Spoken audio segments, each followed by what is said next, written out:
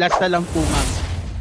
Ma'am, ano pong reaction ninyo when Castro was the one who cited Yusek Zuleka in contempt? Ano pong inyong reaction niyo po when you heard na it was Castro and not the other members who who cited Yusek Zuleka? Salamat po. Nahihiya ako para sa Pilipinas. Noong sinabi sa akin na ganun yung nangyari, isang tao na convicted ng child abuse of IP children ay sinight in contempt ang isang IP lawyer who managed a multi-awarded city. Nahiya ako para sa Pilipinas. Nahihiya ako para sa Pilipinas. Alam niyo ba sa ibang bansa, kapag convicted ka ng child abuse, para kang may leprosy. Walang lalapit sa iyo. Walang tatanggap sa iyo sa trabaho. Mas mataas pa ang mga taong may leprosy kesa sa mga taong convicted ng child abuse sa ibang bansa. Pero dito, sa ating bansa, ang isang tao na convicted ng child abuse, may power.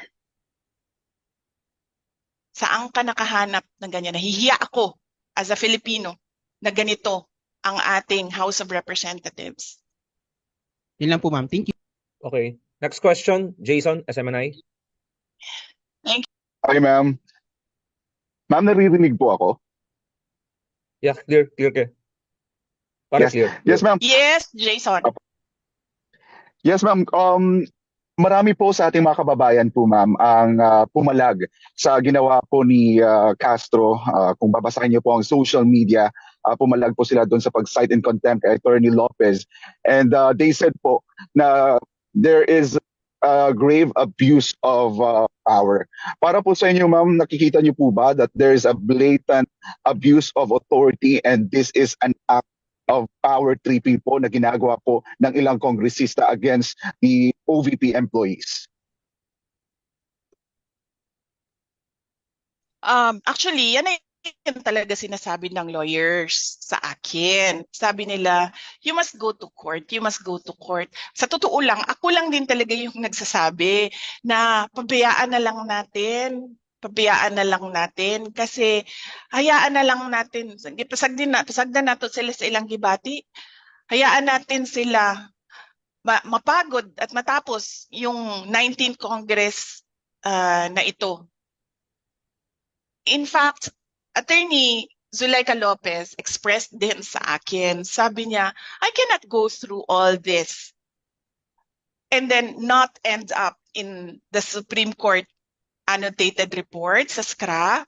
Sabi niya, be in the books somewhere. Kung ganito man lang din ang pagdadaanan ko, we have to be in the legal books. So, ako din, napapaisip na ako. Pero ako lang din talaga yung nagsasabi sa mga lawyers na hold niyo muna yung mga cases ninyo, wag na muna. But they are just waiting sa akin na magsabi na i-file niyo lahat ng kaso na yan. Okay. Any more, Jason? Yes. Ma'am, ano po yung mensahe po natin sa ating mga kababayan? Kasi parang sila, ma'am, hindi na po maiwasan, nababasa po natin sa mga social media accounts na nagpapalabas, galit na galit po sila sa nangyayari. Dahil po ang nababaliktad na po daw, ang isang convicted, yun yung nag-cite in contempt sa isang abogado na isang regular o ordinaryong empleyado lang ng gobyerno na nais lang na magtrabaho. Then sa isang hearing din, parang mas kinukondena pa yung may ginawa against criminality and drugs. Instead, ang i-condemn is yung mga drugista.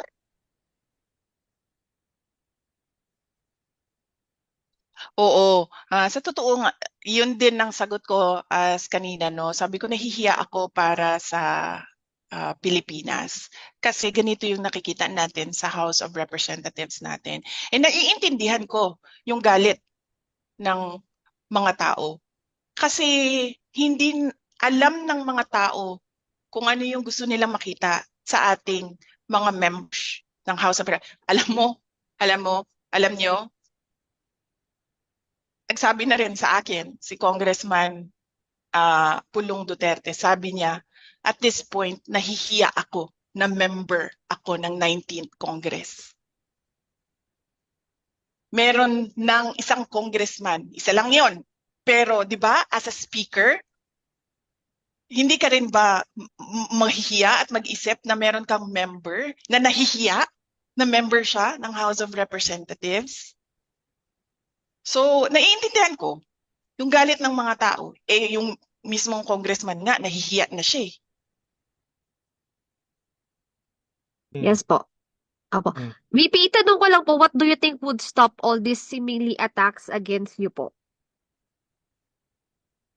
Ay, hindi na, ma'am, hindi yan titigil hanggang sa 2028 election. Naiintindihan ko na yan ngayon. Noong una, hindi ko actually naintindihan. Pero noong bumisita ako kay former Senate President Manny Villar, bumisita ako sa kanya. And siya yung nagpaintindi sa akin. Sabi niya, you're number 1 in the race for presidency 2028. Sabi niya, hindi na yan titigil hanggang sa election day ng 2028. In fact, iyan yung concern ko, ma'am. Kasi I will be viable for the next 4 presidential elections. And my fear is hindi siya titigil for the next 4 presidential elections. VP Sara, sorry, ito I have to ask a question. Yes, ma'am.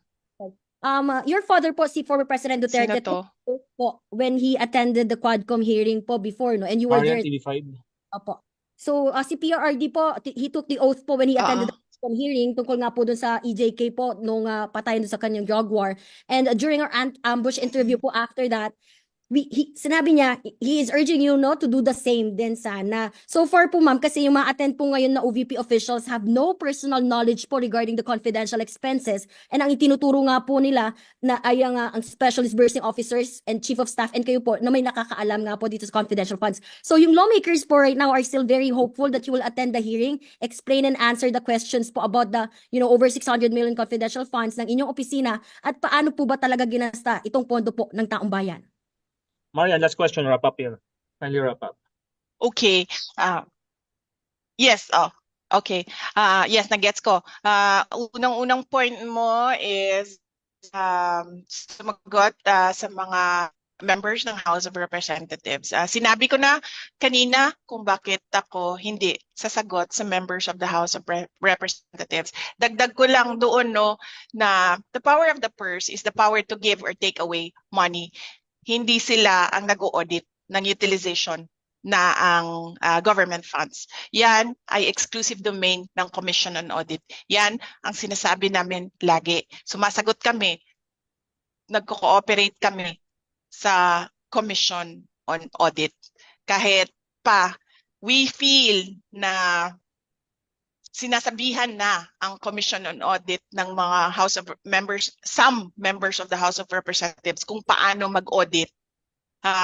Nandoon pa rin kami sa full cooperation sa Commission on Audit. Sabi ni PRD na yun din ang gagawin ko, mag-uus ako and mag-attend ng hearing. As I said, umattend ako. Hindi lang ako nag-oath because meron akong objection sa unconstitutionality ng rules ng House of Representatives. Pero in an inquiry in aid of legislation, does it matter kung may oath o wala yung tao? Nandyan yung tao as a resource person. You're there to ask them information para makakraft ka ng batas. So, does it matter kung naka-oath siya or hindi? Kasi pwede mo, you as a legislator, you have to sift through all the pieces of information that were given, diba? Hanapin mo ano ba ang dito relevant, ano bang hindi relevant para ka makagawa ng batas. Pero hindi naman kasi ganon nang nangyayari. Ang ginagawa nila, they're taking on the role of a prosecutorial investigation. And pagdating naman kay PRD, he's already a former president. So sabi nga niya, di ba, huwag kayo maniwala sa akin kasi vice president lang ako.